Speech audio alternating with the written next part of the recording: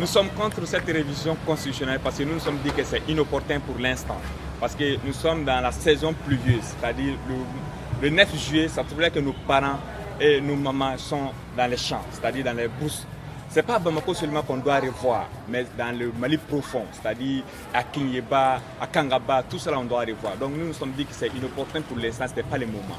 Deuxième chose, nous nous sommes dit que c'est-à-dire cette réforme constitutionnelle va rassembler c'est-à-dire tous les pouvoirs à un seul homme, c'est-à-dire le président de la République. Ce sera le super président de la République. Donc nous nous sommes dit non, nous ne sommes pas d'accord. Nous sommes dans une république. On doit revoir, on doit décentraliser les pouvoirs. Chaque personne, c'est-à-dire chaque personnalité a son pouvoir. C'est-à-dire le président de la République, il est le premier responsable. Mais laissons les autres institutions à gérer comme telles, indépendamment du président de la République. Ensuite, troisième des choses, nous nous sommes dit que cette réforme constitutionnelle, si on le laisse passer comme ça veut dire que nous ne sommes plus dans une république, mais nous sommes dans un royaume. Et dans un royaume auquel, c'est-à-dire le président de la République peut changer la constitution avec l'accord des sénateurs et l'accord des députés. Donc, ça veut dire que le peuple, c'est-à-dire n'a pas sa raison d'être, alors que le pouvoir appartient au peuple.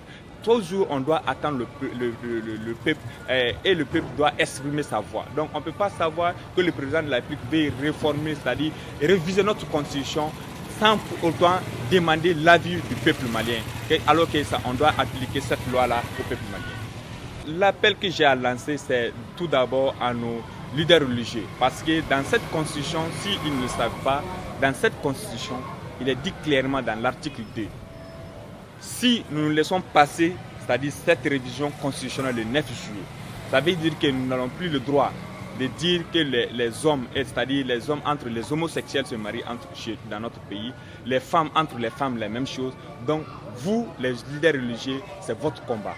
Et la deuxième des choses, c'est nous, les générations futures. Nous sommes l'avenir de ce pays. Et si nous nous laissons faire, ça veut dire que c'est fini pour nous. Et nous devons nous engager toujours pour dire non à cette révision constitutionnelle. Parce que c'est inopportun et c'est pour rassembler l'ensemble des pouvoirs à un seul homme. Et nous ne sommes plus dans ces niveaux-là.